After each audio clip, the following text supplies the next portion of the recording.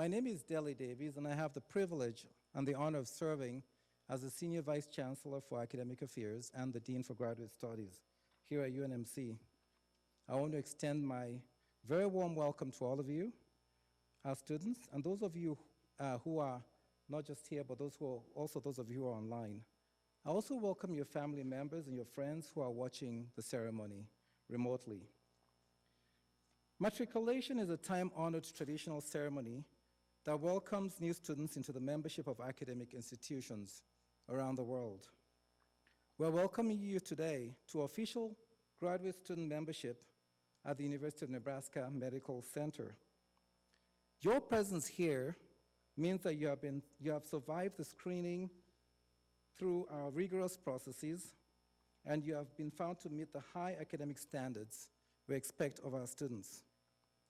You are joining a very high caliber of more than 100 incoming students from Nebraska, the United States, and over 28 countries around the world.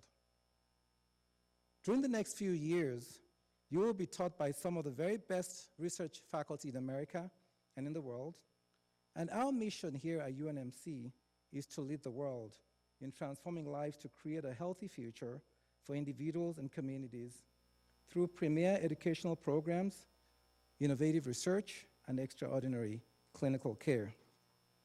As such, many of our programs are ranked among the very best in the nation.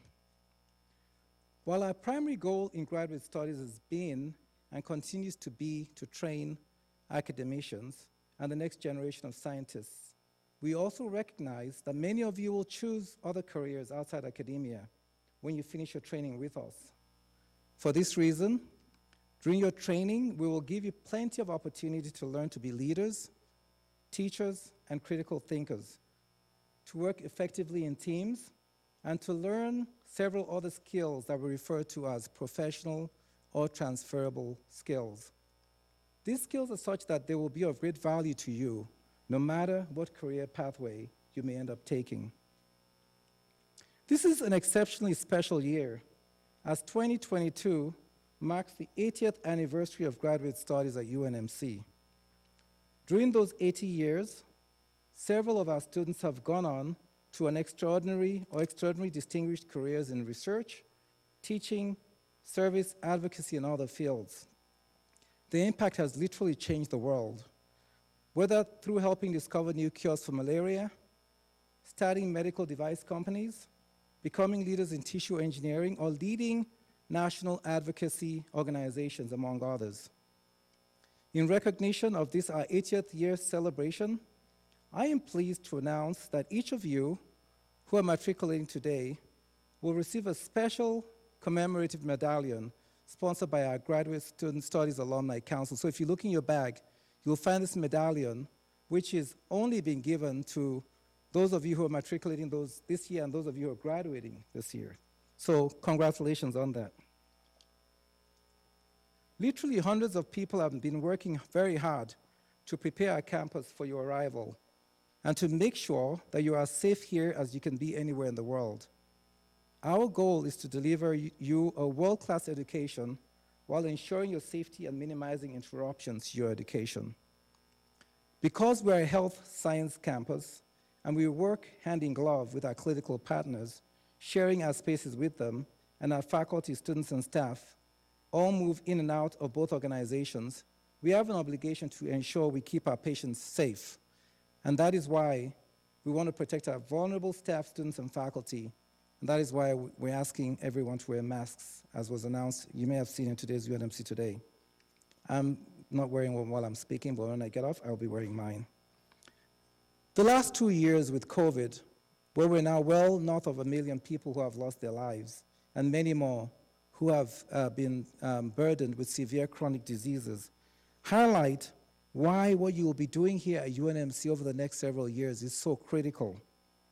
You may be the one whose research leads to the next breakthrough in how we manage pandemics, or whose work leads to the next generation of vaccines, rapid diagnostic tests, or other breakthroughs that will impact not only infectious diseases, but cancer, pharmaceuticals, neurosciences, and so on. Some of you will be trained as researchers, Others of you will be teachers, industry pioneers, science writers, and so forth. But you'll all have the opportunity to grow here, no matter what your chosen path is. I want to make you aware that we do have a career counseling service within the Graduate Studies Office. And for those of you who may need some guidance in determining what your future options would be, you can access this service by contacting anybody in our Graduate Studies Office, especially Ms. Terry Vodovsky. While at UNMC, you will find advocates, natural allies, and colleagues within the Graduate Student Association, where you can participate in influencing and enhancing the culture here at UNMC. You will hear from our GSA president later on in this ceremony. Now, every organization has its core values. At UNMC, our core values spell out the word I teach that I would like to share with you and ask you to embrace. The I is for innovation, the constant search for a better way to do things. The T is for teamwork.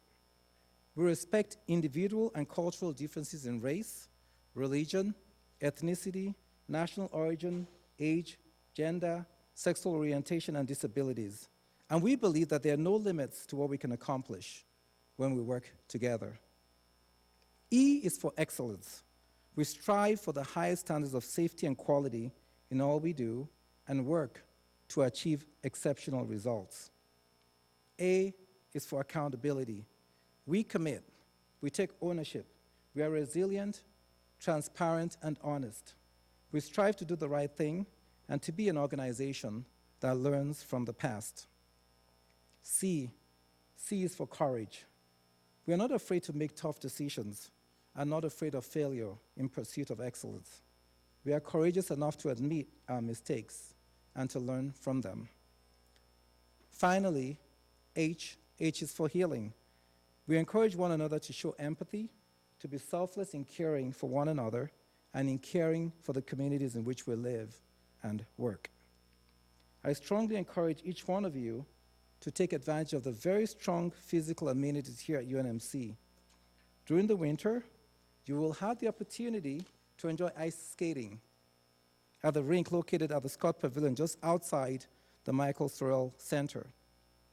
You should also take advantage of our Student Fitness Center, which we affectionately call the Center for Healthy Living. This facility has an excellent gymnasium, basketball and badminton courts, and other equipment for your wellness.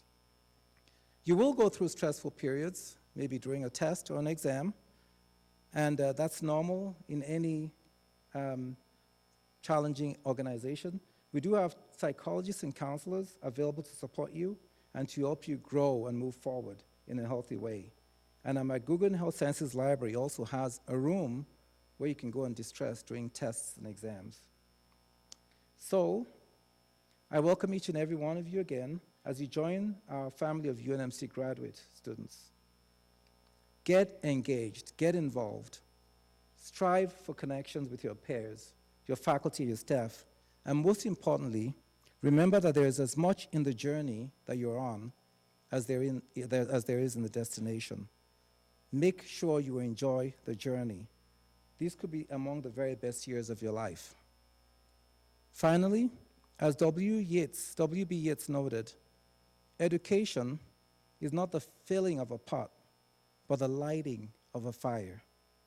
We are fortunate that we not only have a great school, but we have great teachers here at UNMC who will be working hard during your years here to light a fire in you. So I'd like to ask every teacher, faculty member, staff person who's here right now to please stand and be recognized.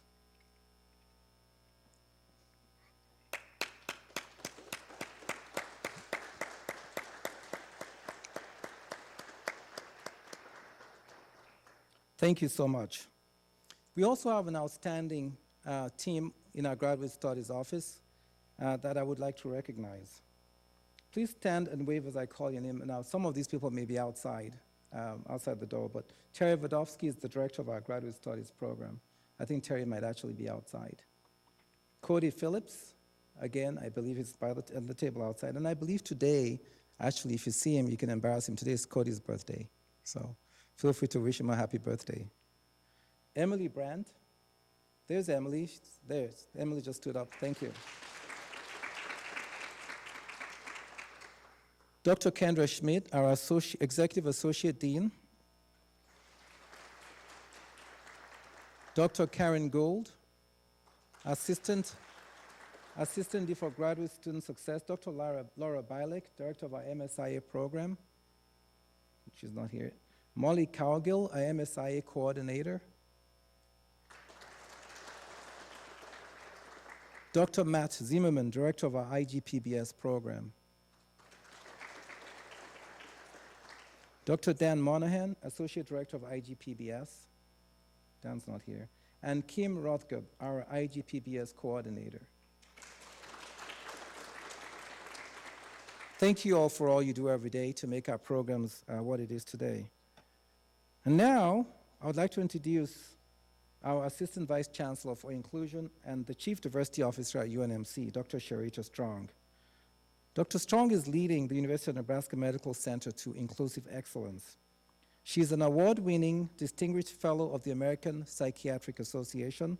She's an adult psychiatrist at UNMC and a leader in the medical student education as a co-director of the neurosciences course in the College of Medicine.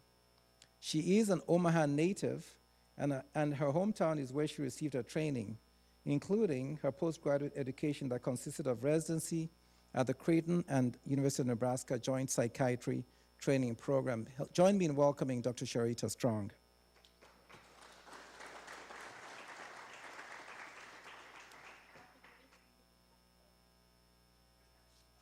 Excuse me? Oh, advance the slide. Yeah. Oh, you got it? Okay, you got it. Teamwork. Yeah, there you go. Yes.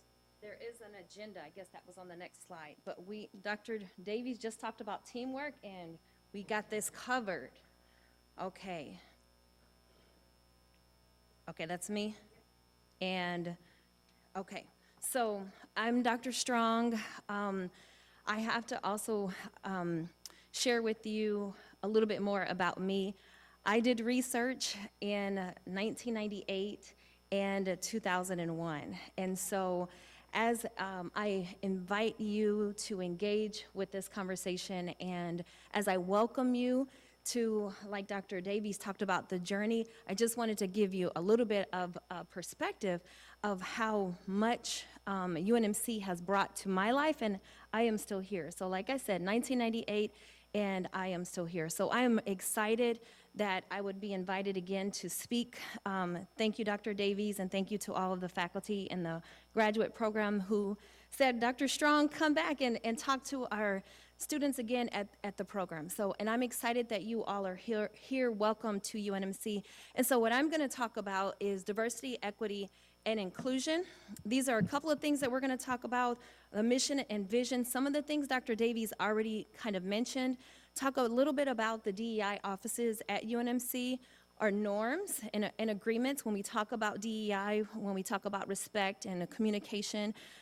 Definitions, a few definitions, a quick activity. I always like to incorporate a bias activity, and then some other things about how to engage. So Dr. Davies mentioned our mission. Just to remind you, it's to lead the world in transforming lives to create a healthy future for all individuals and communities through premier educational programs, innovative research, and extraordinary patient care. And Dr. Davies also talked about our I Teach values. And so I won't go through those, but you can see them depicted.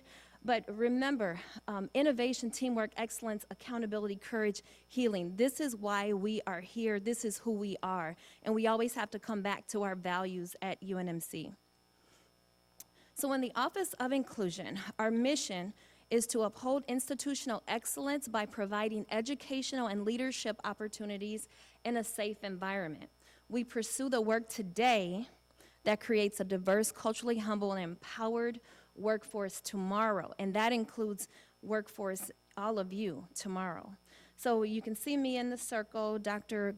Brandy Clark is the Director of Equity, one of my, well, I like to say partners in crime, and then Channing Bunch, the Director of the Student Life, Inclusion, and Diversity Office, Slido. you will learn that we love acronyms around here, okay? So Slido, if you're able to go to the organizational fair, there'll be a lot of opportunities tomorrow that Channing put together for you to learn ways to get active on campus.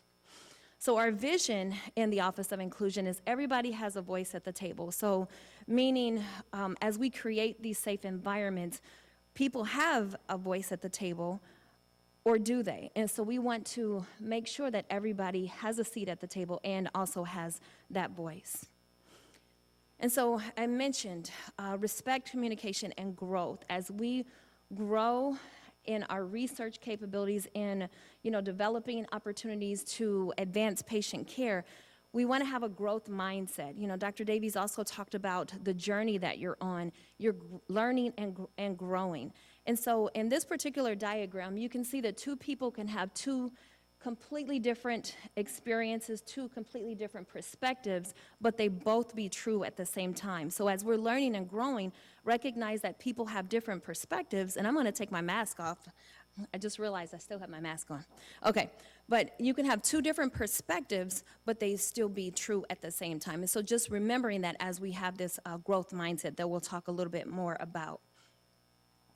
So I always like to also give definitions. The most basic definition, that, as you can see, of diversity is individual differences. So how we identify personally or within various groups that we belong to, and that's a noun.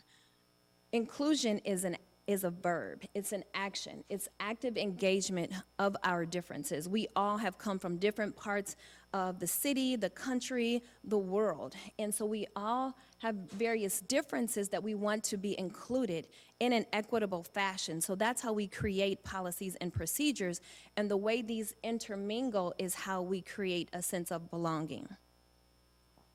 So some people at this point, they're like, okay, I get it. Equality for all, yes, okay.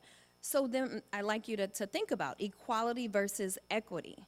So some of you in the room may know the difference. Some of you all may think it's the same. But I like to provide this perspective. So in equality, we give everybody the same thing. But in equity, we give everyone what they need to succeed. And so I want you to just kind of keep this in the back of your mind when we talk about equality versus equity. And I love this depiction of how that just kind of explains it. There's so many different ways of explaining it, but this is really helpful. So getting outside of your comfort zone, you're going to be doing that for the next few years as you grow and learn in your graduate programs. You're here in that little circle, but you're going to get outside of your comfort zone and you're going to learn, you're going to grow. And that also includes diversity, equity, and inclusion. Getting out of our comfort zone, getting to know people that maybe we've never talked to before, people that are different from us, is very important for us to learn and grow in a diversity, equity, and inclusion fashion. So again, going back to our respect, communication, and growth principles. So diversity and inclusion, the continuum.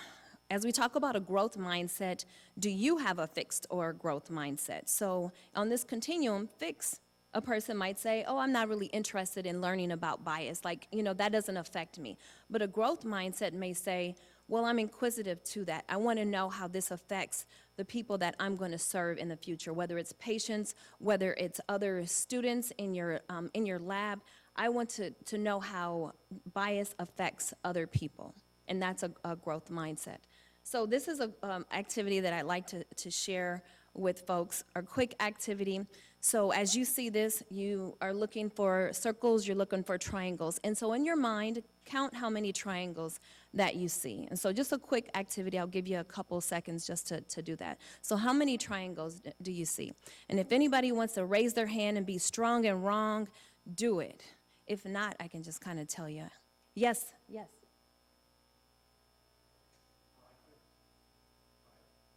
Okay, 5. We got a 5. I'm not an auctioneer, but okay, what else? Anybody else? Yes.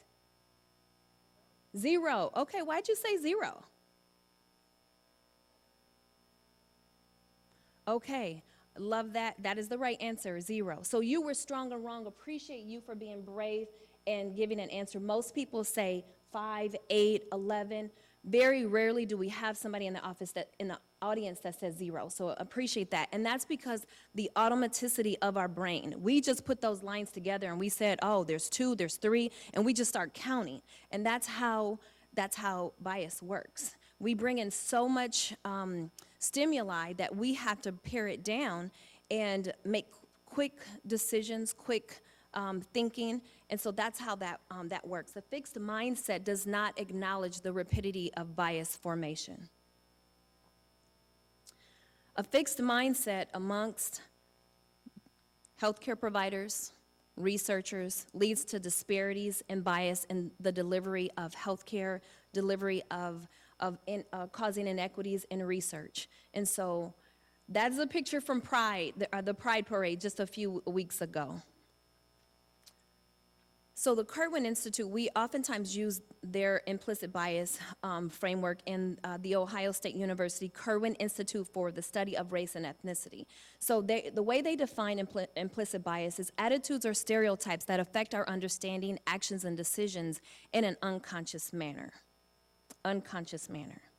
So some of you may be neuroscientists, may be doing research in neuroscience, so you may already be familiar with the limbic system. That's that's saber-toothed tiger back in the cave person days. If this saber-toothed tiger is different than my young, then I need to protect my young. That is primitive, that is fast, automatic, impulsive. But what we have to do, and that's the majority of the time, we are operating in our limbic system, emotional. But what we have to do is slow down and engage our prefrontal cortex so that we can think, we can be deliberate, we can be analytical, we can be reflective and thoughtful. We literally have to slow down our thought process to be reflective and more inclusive, actively inclusive of others. So again, on that continuum, fixed mindset, I can't make a difference in racism, in research, or on campus at UNMC. I can't make a difference. That doesn't affect me. A growth mindset would say, I will try to do what I can to mitigate the harm, decrease the harm for those who may not look like me. So this, the growth mindset in medical education, clinical medication, or in clinical medicine, I know you can't see this, but I'm using this for the framework of the fixed mindset at the top, actions to foster growth mindset, and the results. So action item number 1. Being mindful, sitting with the discomfort, getting out of your comfort zone, examining the uncertainty of our explicit and implicit biases. With reflection comes listening, avoiding assumptions, accepting that we are all human. We are all biased human beings. That's because we're human. So appreciating the differences and supporting DEI efforts at UNMC and within your departments. Acknowledge that additional challenges that some individuals face based on how they look or their abilities. Just because I may not experience it, maybe I'm a privileged individual, which I have learned in the last couple of years, that doesn't mean that I can't use my privilege to help others. Learning how to use your voice to be an ally or advocate.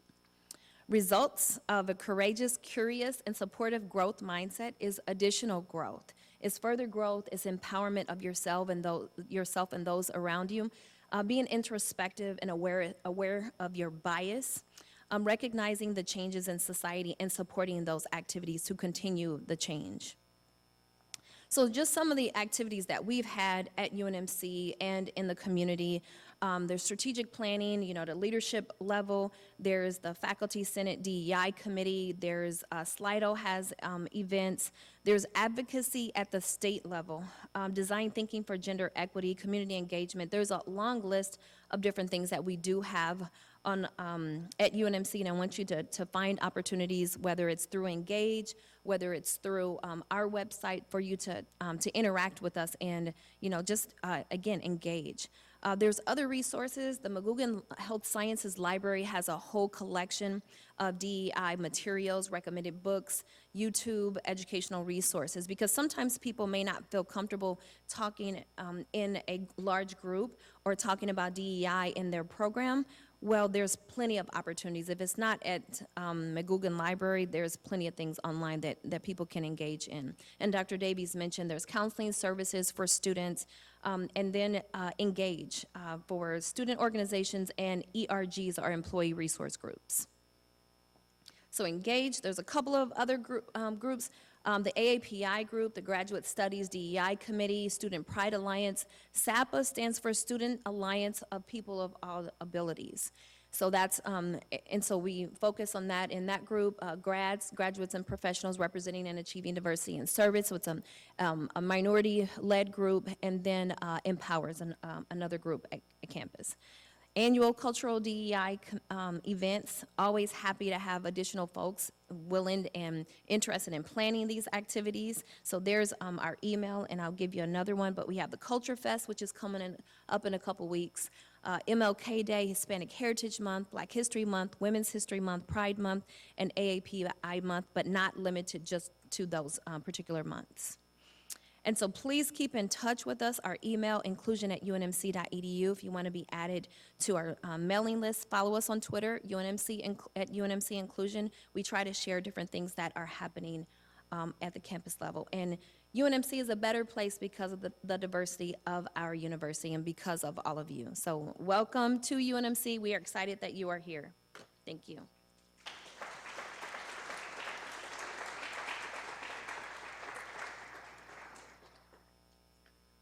Thank you very much, Dr. Strong.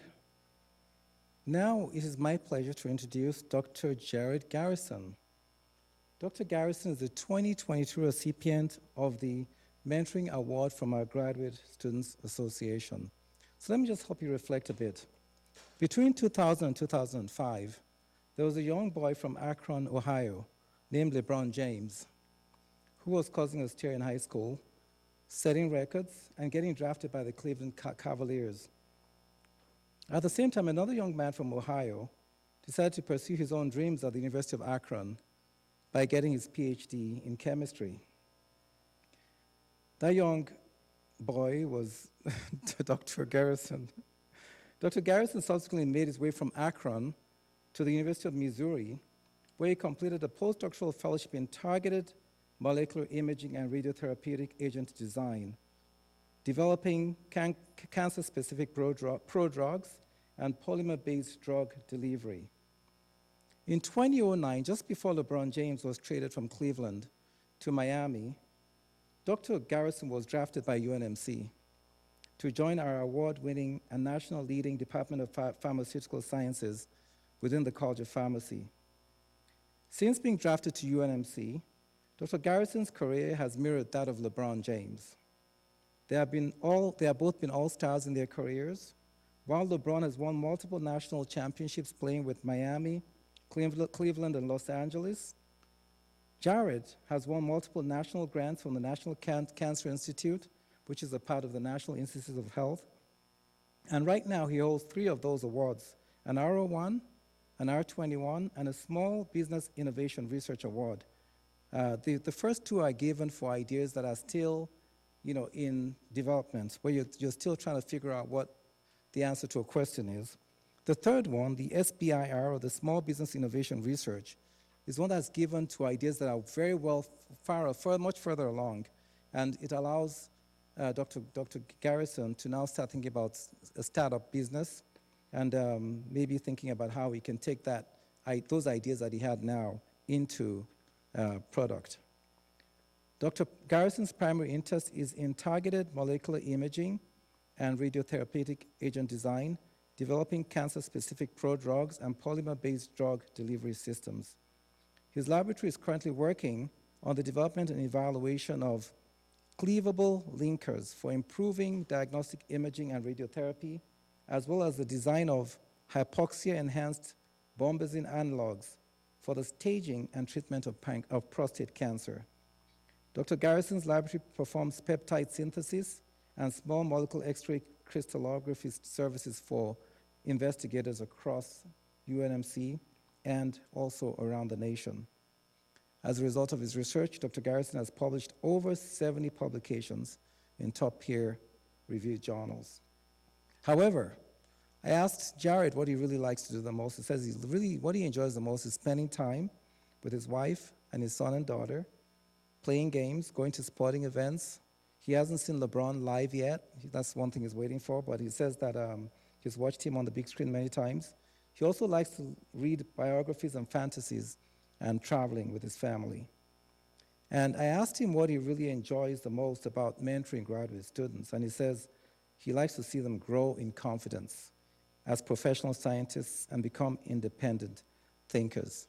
Please join me in welcoming Dr. Jared Garrison as the keynote speaker for our 2021 Graduate Studies Matriculation Ceremony. Dr. Garrison.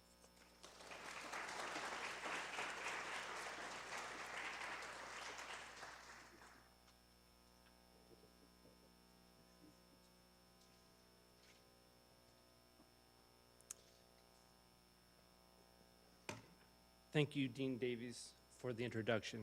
It is truly a pleasure and an honor to stand before you here today and address you.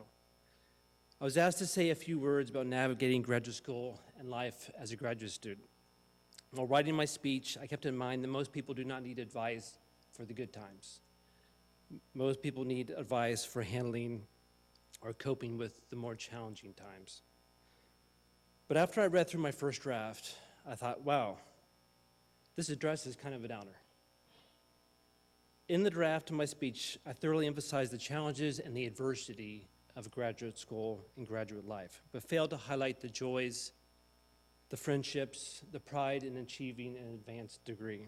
So I want to preface my speech today. While I may focus on the struggles and the lessons I personally learned while I was a graduate student, I do not want you to think that graduate school is nothing but adversity. In fact, graduate school was one of the best times of my life. Working in a research lab, investigating scientific problems and challenges that no one else has addressed felt like my first major step as a scientist. I was fortunate enough to have an outstanding graduate mentor and became friends with many graduate students in and outside of my lab and program. Lastly, but most importantly, I fell in love with and married one of those graduate students. So all in all, a pretty good run. However, this was not achievable without experiencing some adversity. There were times through my graduate education where I felt stress, frustration, embarrassment, disappointment, even anger. As I look back, I find that these adverse events were equally important to my scientific and professional career, in many instances more so. This is because these times taught me hard lessons about myself and how I interact with others. I hope to share a few of these lessons that I have learned the hard way as you begin your graduate school journey, in hopes that you may learn them faster and easier than I did. Lesson number 1, drive is more important than intellect. I can recall distinctly when I entered graduate school, I had many concerns. Primarily, I wondered whether I had what it takes to be successful. Would I be able to do well in the coursework? Do I have the intellectual capacity to be a good researcher? Will I fail and embarrass myself in front of the faculty and my fellow students? In hindsight, this isn't a worry that I or any graduate student should really have. Based on my experience, what defines the potential of a graduate student, a faculty member, or a scientist has much more to do with their motivation than their IQ. Every person accepted into graduate school has the intellectual capacity to be successful. Everyone in this room is smart, everyone. Each person here has a track record based on grades or publications or other achievements that prove that they deserve to be here. You would not be here listening to me otherwise. The true differentiator is the fire in one's belly. It is not intellectual ability, but motivation that pushes us forward, helps us overcome obstacles, and brings out the best in us. Given the choice between 2 graduate students seeking a position in my laboratory, one who is highly driven, one who is exceptionally intelligent but lacks motivation, it's an easy choice. The motivated graduate student wins every time. Lesson number 2 that I learned in graduate school was avoid brinksmanship. So this is a lesson that I picked up from my graduate mentor. During graduate school, you will work closely with your future mentor. Through this close working relationship, you can observe many of the admirable attributes that may have made that particular faculty member successful. For example, professional drive, effective communication skills, adaptability, or empathy. On the flip side, you may also observe traits that may be undesirable and ultimately self-limiting. As you develop as a graduate student, try your best to assimilate these positive traits and figure out which traits that you want to avoid as you develop your career. My graduate mentor was an excellent scientist, a great mentor, and is still a good friend to me to this day. However, he, as with all faculty members, are not without their faults. The term brinksmanship was a running joke in our graduate laboratory, and it was concerned our mentor.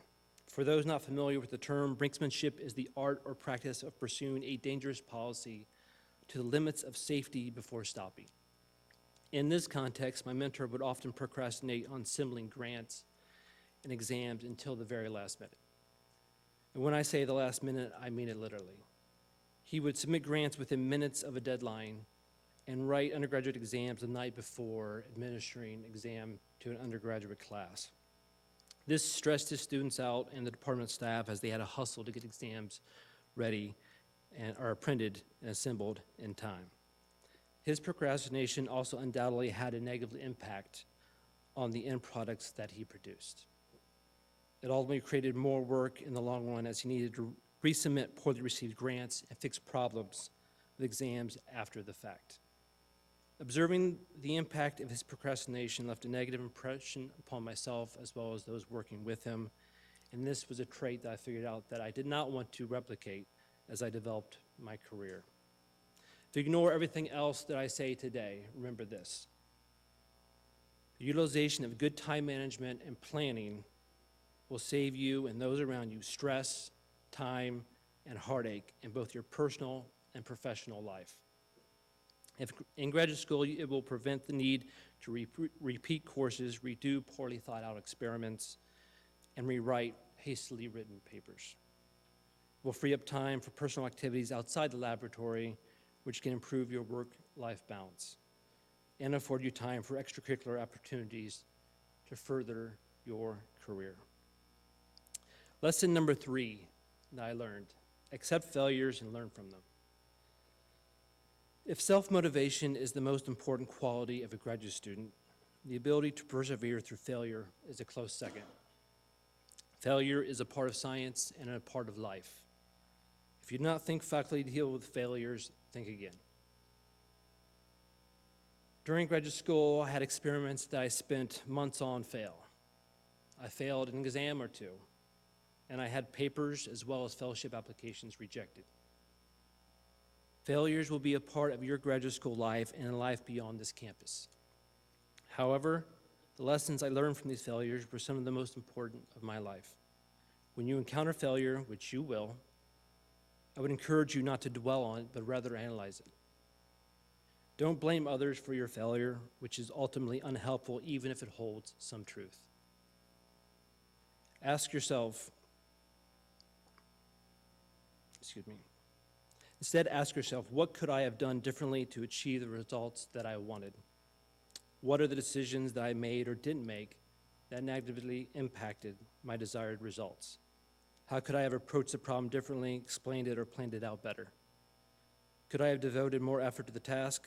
Well, we don't live in a vacuum, and the decisions of others do impact us. I firmly believe that the biggest factor in our success, the decisions we make or don't make. It has been my observation that by truly learning from past mistakes, we are best able to adjust our trajectory towards success. Lesson number 4 that I learned: learn to accept constructive criticism. I know this can be challenging, it still is for me. During graduate school, I wrote my first fellowship application that would have supported my graduate research. I spent weeks writing and assembling all the components needed for this grant. I revised the fellowship numerous times and finally submitted it. I thought the fellowship reviewers were sure to recognize the quality of the research I was conducting and the effort I put into assembling the application. A few months later, I received the reviewer scores and comments. It was not discussed, which essentially means Fellowship application was rejected and would not be funded. Because I was so invested in my research and the application, the received criticism of the failed fellowship was gut-wrenching. After reading the critiques, I found myself saying, well, this reviewer doesn't know this, or that reviewer clearly doesn't understand this. And so essentially I was ignoring the third lesson I just talked about. However, after what I called the mourning period for the fellowship had passed, I reviewed the criticism with a more level-headed perspective, and I found some helpful insights that the reviewers were able to give. Many of the points made by the reviewers were entirely justified. I found that I could have included additional experiments that would have improved the rigor of the research application and to address one of the reviewers' concerns. I concluded that one of the reviewers didn't understand the point I was trying to make in a section of the fellowship, but not through any fault of his own. I didn't explain the concept as well as I could have or should have. I could have written it better. This is not to say that all criticism is correct or justified. Sometimes reviewers, or in general people, are just plain wrong. However, objective analysis of criticism can lead you to actionable items to improve. The lessons extend beyond graduate school and throughout your career. In fact, I have a recent example to share with you. The address I'm giving to you today is the first of this type I've ever given. So, after working hard to compose a first draft, I sent a copy to the graduate students in my laboratory seeking feedback. For 3 days, I didn't hear a single comment from any of my students. Finally, while a student was in my office, I asked her if she had any comments concerning my speech. She looked uncomfortable and told me her and the other students were avoiding speaking to me concerning the address today. The student went on to say, well, it was all right, but we feel that you could do better. She then outlined the problems that she and her fellow students had with my speech. I was devastated, so hurt by my comments that I ultimately asked her to leave my laboratory. Just joking. Seriously though, we went on to have a very constructive 20-minute conversation concerning the speech and how to make it better and more engaging. At every stage of your career, you will face criticism. So the moral of the story is, don't be afraid of it. Inside and outside of graduate school, being capable of accepting justified, constructive criticism will bring you closer more rapidly to the successful outcomes that you desire. The last of my graduate school lessons I will speak about today is pay attention to your own self-wellness. Graduate school can be challenging. Projects can be frustrating, disappointments can occur, conflicts can pop up between lab mates, and even rarely between students and mentors. During my graduate school experience, I had personal relationship problems, the passing of a close family member, conflicts with lab mates, and other issues that weighed on me and took a lot of the joy out of my life. But it was my relationships with my family and friends that got me through these rough periods. I would strongly encourage you to stay connected to your family and friends while in graduate school. They will help keep you grounded, offer you a supportive ear, and encouraging words when you see them, when you need them. Also, get connected with campus organizations and activities outside the lab. Through these organizations, you can meet new people and possibly make lifelong friends. Participation in these organizations can improve your leadership, social, and networking skills. These interpersonal skills are also important to your future career. In addition, don't forget to exercise. Regular exercise helps improve your mental, emotional, and physical capabilities, as well as offering a great stress reliever. But most important of all, never forget that everyone on this campus is committed to your well-being. Everyone struggles sometimes, myself included.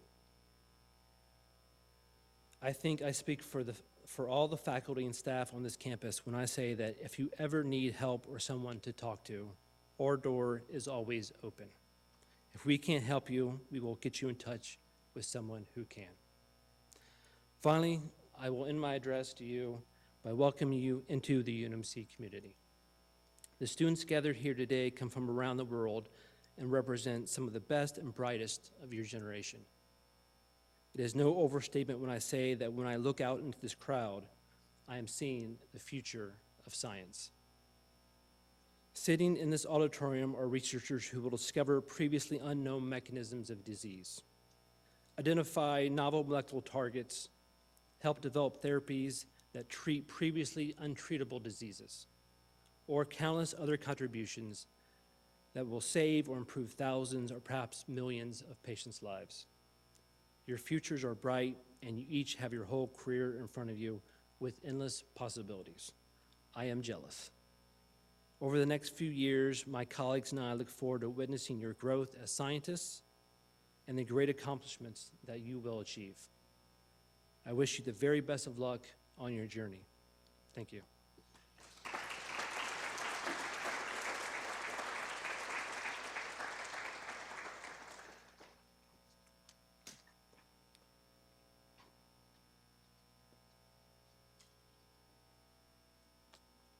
Wow, what sage words. Thank you, Dr. Garrison. A lot of themes that I heard also overlapping with what Dr. Strong had to say. Drive is more important than intellect. I would second that, 100%. Avoid brinkmanship. In other words, don't wait till the last minute. Another interpretation. Plan ahead. 3, accept failures and learn from them. You can learn a lot more from failures than you could ever learn when things work out right away. 4, accept constructive criticism. I think we're all guilty of that. That's all something we all need to work on every day. And I think that's, again, just very apropos. And last but not least, pay attention to your wellness. Very, very, very important words. And thank you so much again for those words. And thank you again, Dr. Strong, for your comments as well. And now I would like to invite our Executive Associate Dean, Dr. Kendra Schmidt, who will assist us in recognizing our new students.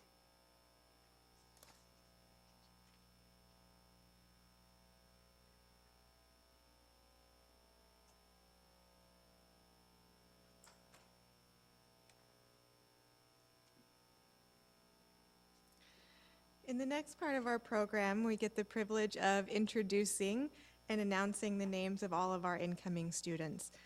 Since we are live streaming, if I call your name, if you could stand and stay standing for about 15 seconds or so our camera can find you for those who are watching, that would be great. We'll go by program, and so we can just hold our applause until we've introduced all of the people from each program. So starting with the Master of Science in Applied Behavior Analysis. Elisa Georgopoulos, Angelica Ibarra, Ali Cole, and Melissa Valdez Nugent.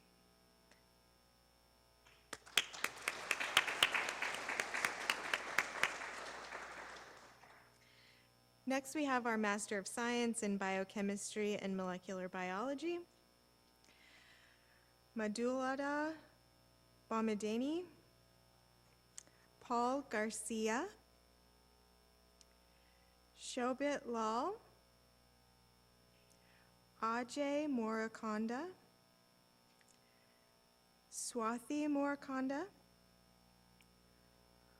Olajide Olawami Ide,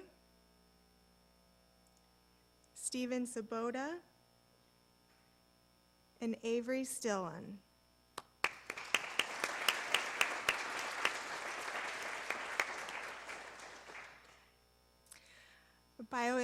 Biomedical Informatics PhD program, Andrea England, Joshua Idachaba, Michaela Schissel,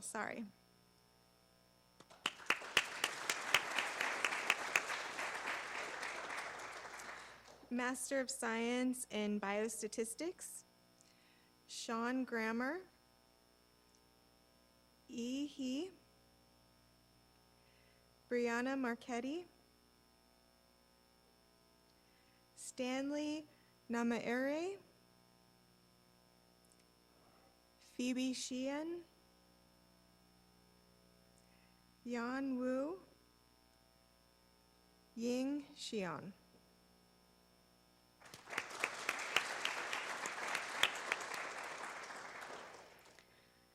Next is the Biostatistics PhD, Roboe Islam. I think that's it for that one. The Master of Science in Cancer Research, we have Elizabeth Schmitz and Grace Waldron.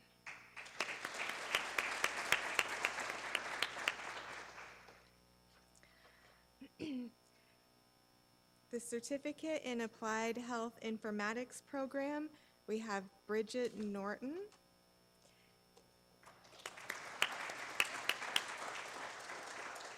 And the Certificate in Healthcare Quality Improvement, we have Wayne Howell.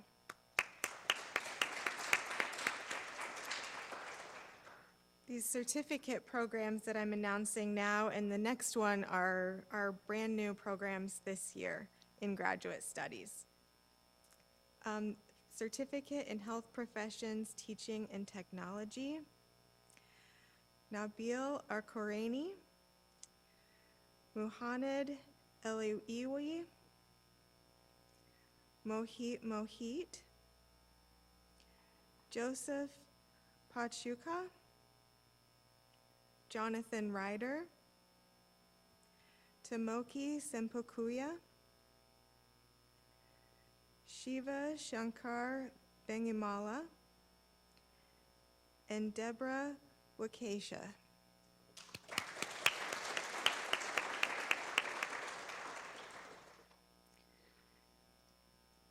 For the Doctor of Philosophy in Environmental Health, this year we welcome Sarah Tucker.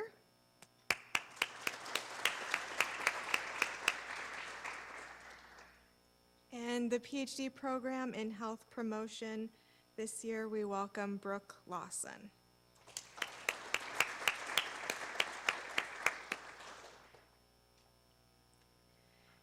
In Health Services and Policy Research PhD program, we have 3 new students this year, Brooke Fitzpatrick, Maria Mickles, and Rebecca Scott.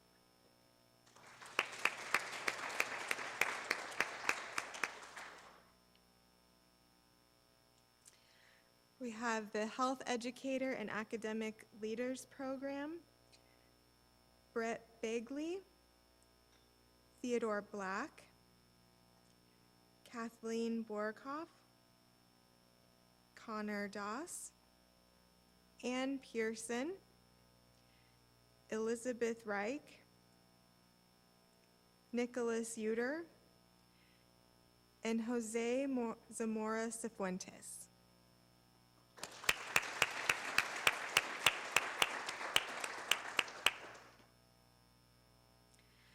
In the Master of Science in Immunology, Pathology, and Infectious Disease, we have Rada Almoudi and Tyler Zimmerman.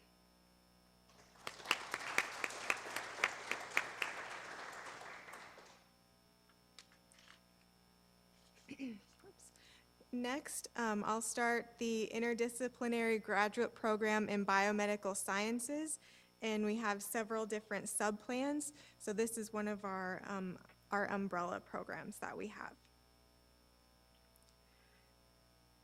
So let's see. Laiba Anwar, Nicole Brandquist, Del D'Souza, Christy Ellis, Sadia Afraz Ether,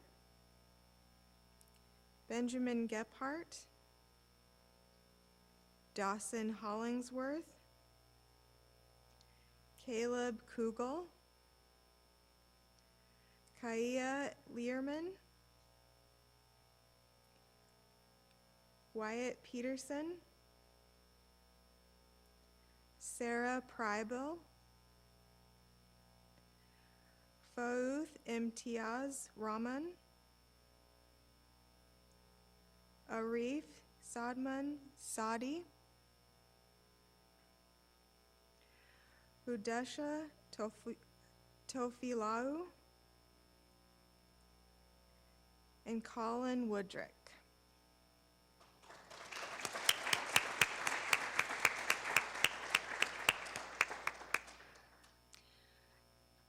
The IGPS program, like I said, has several sub-plans, and so now we'll go through the sub-plan specific new students. And this sub-plan is biochemistry and molecular biology. Kirtana Arikat, Bazila Esraf, Sai Sindora Bolosa, Ming Ding, Nilanjalan Gayen, Unu Bir Koro, Gunjan Misri, Tianshu Pan, Shreya Pirmar, Simran Takar, Naijin Zia Mayavaji.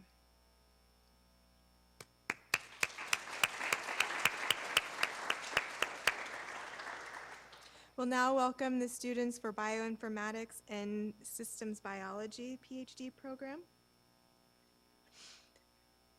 Devashri Gandhi,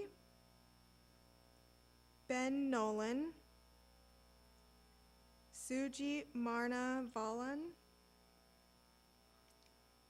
Timothy Resnicek.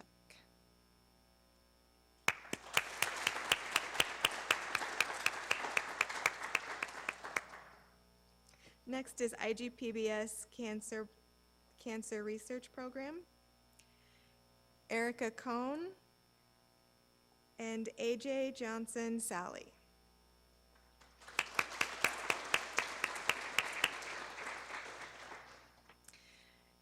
In the immunology, pathology, and infectious disease, oh, that's not right. We have Sushmita Adhikari and Moji Uganake. Welcome.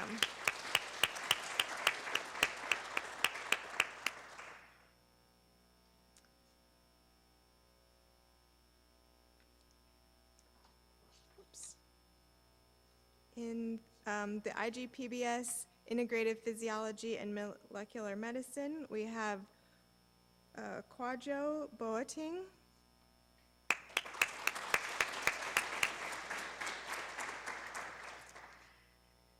and for molecular genetics and cell biology, 3 new students this year: Allison Camaro, Fashid Oroji, and Kelly Odekor.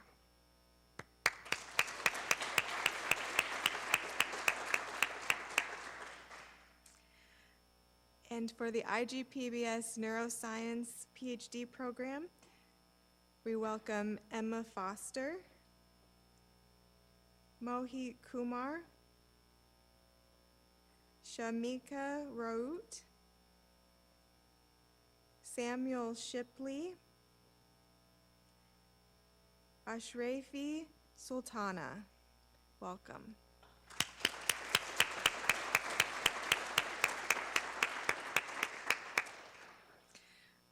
And now Dr. Karen Gould, Assistant Dean for Graduate Student Success, will finish welcoming the rest of our incoming class.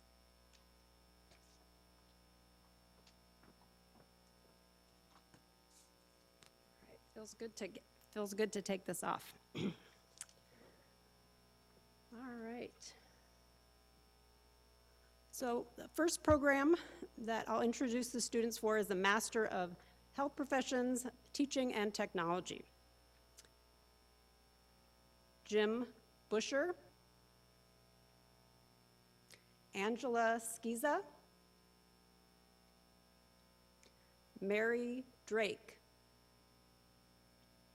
Grace Murray. Lisa Perry. Joseph Ray. Cassidy Stroda. And Darren Wells.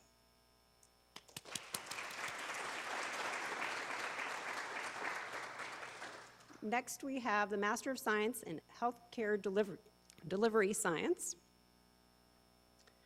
Radial Cardenti Uranga. Edson de Oliveira.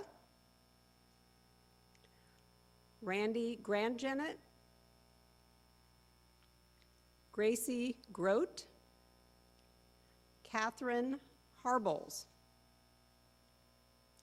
Sarah Mamet.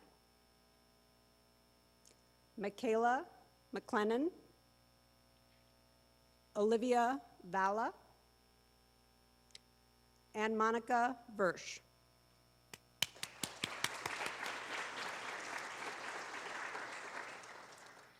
Next, we have our MD, PhD scholars. Abby Heller. Linda Quinn. William Miklevchik. Molly Myers. And Aaron Schwab.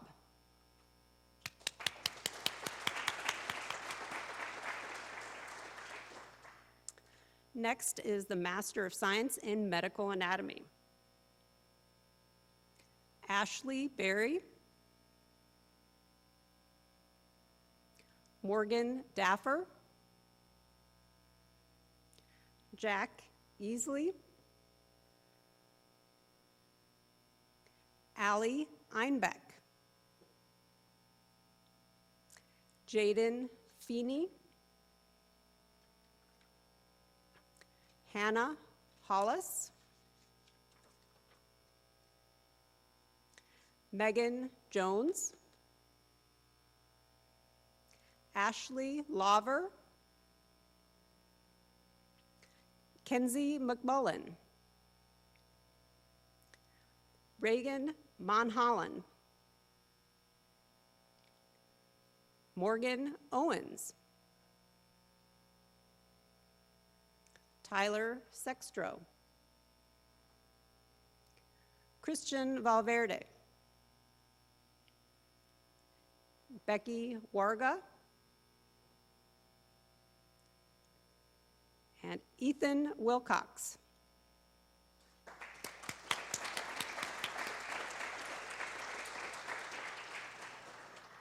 Next, we have another new program at UNMC, Master of Science in Medical Physiology.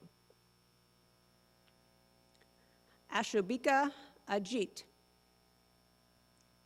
Emily Foy. Ethan Geel. Siddhartha Kumar. Sean Niazi. Ashley Reed. Jay Reifenrath.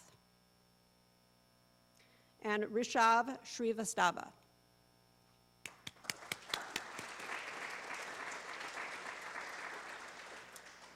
Next is the Master of Science in Molecular Genetics and Cell Biology. We have Gina Yi.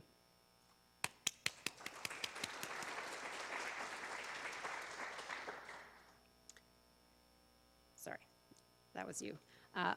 Next, we have our second umbrella program, which is the Medical Sciences Interdepartmental Area, or MSIA, and we have a number of subplans within that will now come in sequence. So first is the PhD in Applied Behavioral Analysis, Zainab Hedraj. Brittany Loader. Jessica Tran.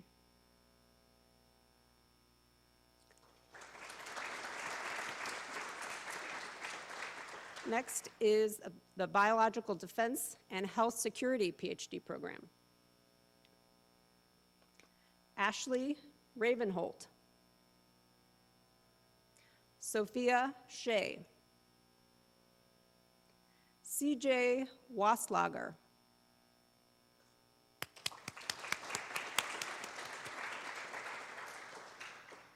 Next is the Clinical and Translational Research Mentored Scholars Program. Anom Abbas. Brent Luders.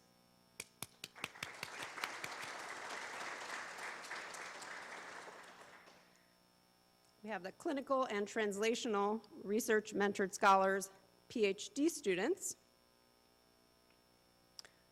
Gregory Bennett, Amber Brown Keebler, and Maximiliano Hawks.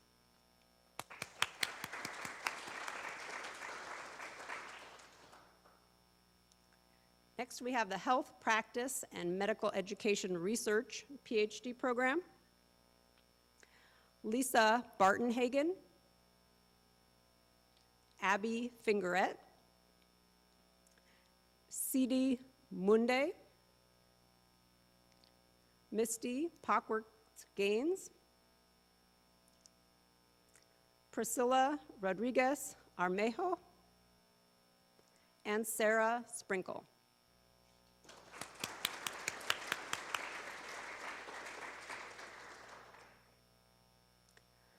Next is the Master of Science in Oral Biology.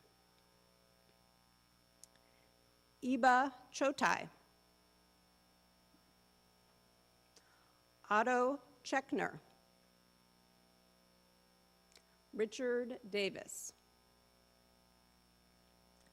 Catherine Lambert, and Emily Leach.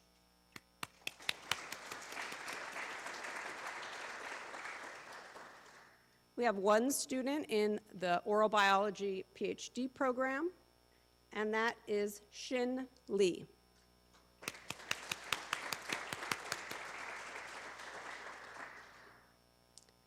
Next is the patient-oriented research PhD program. And we have one student, Hillary Catron.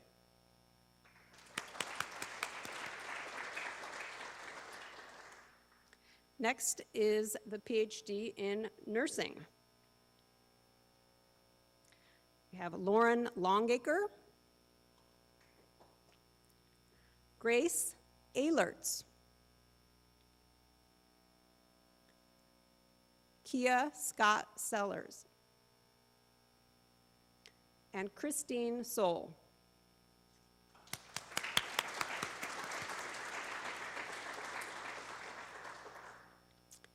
Next is the Pharmaceutical Sciences. This is first group is our Master of Science students. Yasir Al-Shehari, Bhumika Gowda, Adarsh Kernar, Mohammed Nasim Khan, Pratiksha Shirsagar, Braden Pinkerton, Jongmin Park, Shrusti Tiwari, and Shweta Wani.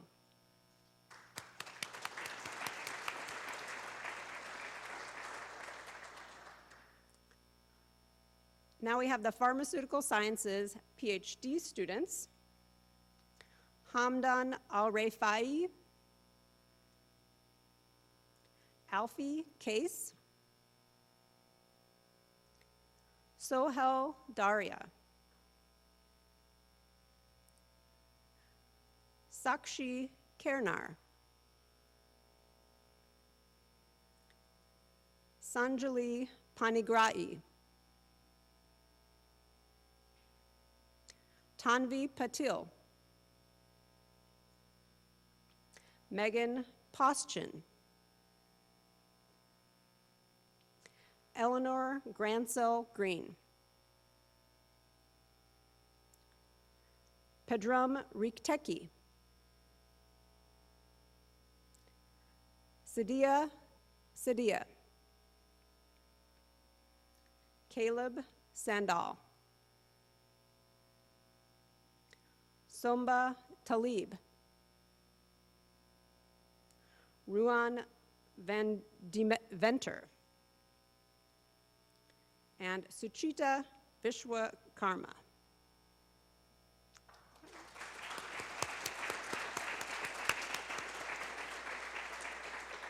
So that rounds out our list for the incoming students, and I'll invite our next speaker to the podium. That is Katie Meilenberg. Katie is the president of the Graduate Student Association, and she's a PhD student in the Pharmaceutical Sciences graduate program, and she's here to give you the welcome from the Graduate Student Association.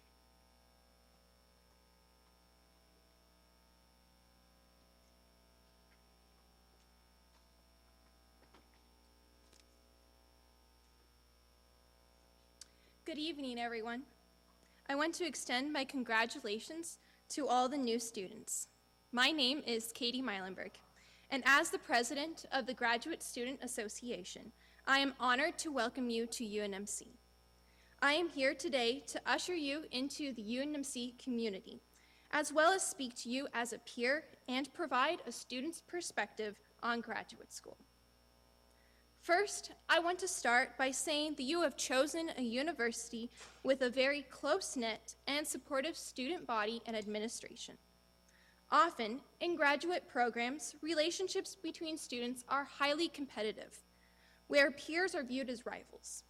But here at UNMC, we have a cooperative environment where we are advocates for our classmates without sacrificing quality. Your peers here will encourage you, celebrate your victories, and share with you the valuable insights they have already learned. Our administration and leaders also play a huge role in creating a supportive culture. For example, I have personally witnessed Chancellor Gould, Vice Chancellor Davies, and others advocate for student wellness as well as rapidly respond to the needs of students. The work you do here will not be easy, but I honestly believe you will discover an amazing support system at UNMC that will guide you through your journey, both in graduate school and beyond. Next, I want to discuss the distinct difference between training and education, both of which you will receive here at UNMC. The training you get here will make you competent at techniques and skills, such as how to complete a procedure, use software, or work an instrument. These are all extremely valuable, of course, but your education is the broader knowledge that will be the key to your future success. Education prepares you for the unknown and provides you the knowledge to deal with any situation. Your education won't only happen in the classroom. It will happen wherever you are willing to learn. So I want to encourage you to make sure your education is both broad and varied. And this might mean your education expands beyond the classroom. In any career that you wish to pursue, whether in academia or otherwise in industry, government, or advocacy, you will need other skills that go beyond bench work or bedside to succeed. And there is a multitude of opportunities here for you to achieve that. Regardless of which career path you foresee for yourself, get involved and expand your horizon. Take advantage of the opportunities that being a student here at UNMC will provide you, as these activities outside the classroom might give you an edge in the future. Step one is to stay aware of what those opportunities are. Graduate Studies and the Graduate Student Association strive to keep students informed. So stay up to date by reading your weekly emails and attending our monthly meetings. You are encouraged to attend professional development seminars, volunteer, attend networking events, or join a student organization. I encourage you all to attend the organization fair tomorrow to familiarize yourself with what is offered here at UNMC and provide you with vital information. Staying involved will not only provide you with necessary skills to succeed, but may even inspire you to pursue a new or different path. You may meet people or learn things that could completely change your trajectory. I challenge you to always keep an eye out for different events such as seminars and networking events happening all around campus, as you don't know what they might teach you.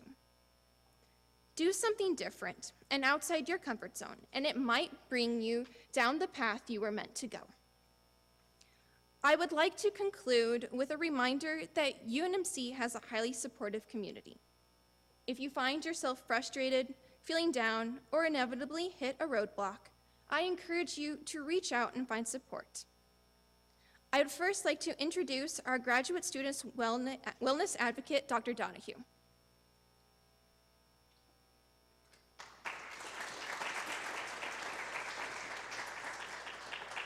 He is a great resource for all of your graduate school questions and is here to support you and assist in making your graduate school experience here at UNMC rewarding and smooth. Please take advantage of his graduate school expertise. While the first few months of graduate school may be challenging, I want to assure you that I, along with every member of the GSA executive team, are always available for you. I encourage you all to reach out to us with any of your questions, or if you just want to speak to a peer. I would like to take this opportunity to recognize the GSA executive team members that are here with me today. Sophia Kissling, who is our vice president.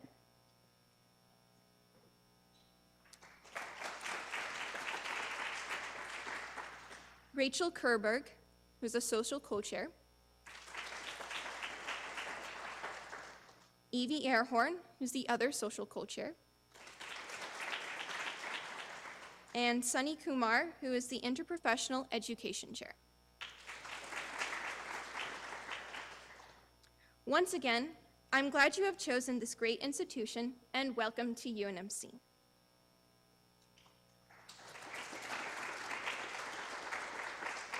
Next, I would like to introduce Dr. Lisa Bielik.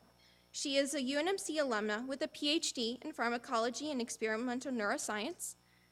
She is also the Field Medical Scientific Associate Director for Training and Sanofi Genzyme, and the President of the Graduate Studies Engagement Council and UNMC Alumni Association.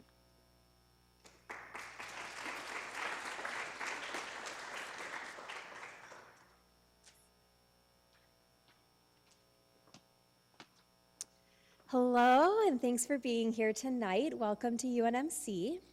I'm Lisa, and as Katie just mentioned, I'm a graduate of 2013. I entered through IGPBS and finished with my doctorate in neuroscience. I currently work within medical affairs for a pharmaceutical company, which just means my whole job is really designed to effectively communicate scientific data and research opportunities to healthcare providers. And now with a role in training, all I do is teach other people how to communicate scientific data and opportunities to healthcare providers. So you're kind of hearing a theme today as to how your training here at UNMC can really prepare you for a myriad of opportunities, and I've certainly found that that has been true for me. Tonight, though, I'm here as president of the Graduate Studies Engagement Council of the UNMC Alumni Association. And I realize that alumni feels very far from where you're sitting right now. However, the job of our council is really to support graduate studies and to support each one of you. We accomplish this goal by partnering with the Graduate Studies Office, the GSA, as well as the Nebraska Foundation to sponsor a number of events, including Matriculation, like tonight, networking events, fellowship opportunities, convocation, graduation, as well as any other opportunities that you may feel benefit you during your time here. So if you have any ideas, feel free to send them our way, or even via Katie and the GSA.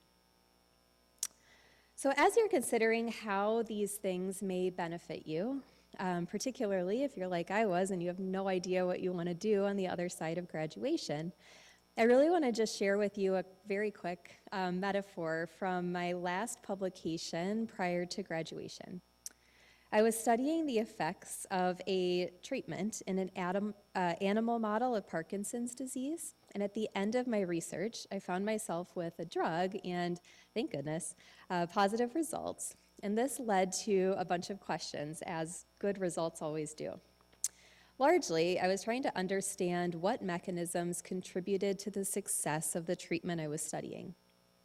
So we took 4 years of results to a very talented bioinformatics team who took all of these little findings and wove them together into one big picture that started to tell us a story about mechanism.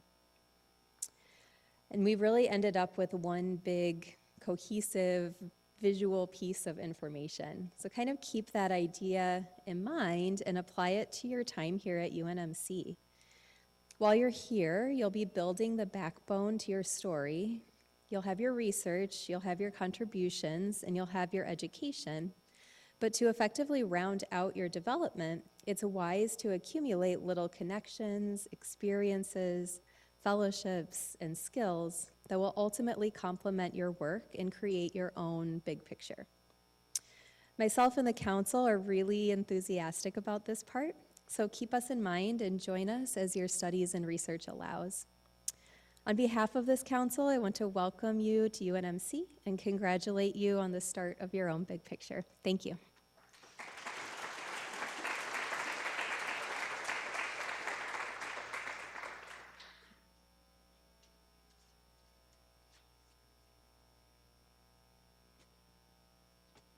Thank you so much, Katie, and thank you, Dr. Billick, for those comments.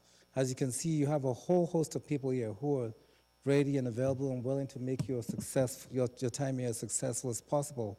So I just want to encourage you to take advantage of all the opportunities you have. Finally, I just want to thank each and every one of you again for choosing UNMC for your graduate degree. I personally look forward to meeting each and every one of you, either face-to-face, one-on-one, or during several town hall meetings that we'll have over the years. We have regular town hall meetings to update you, to take questions, to just get a pulse of all the things that are going on. So I look forward to those meetings as well.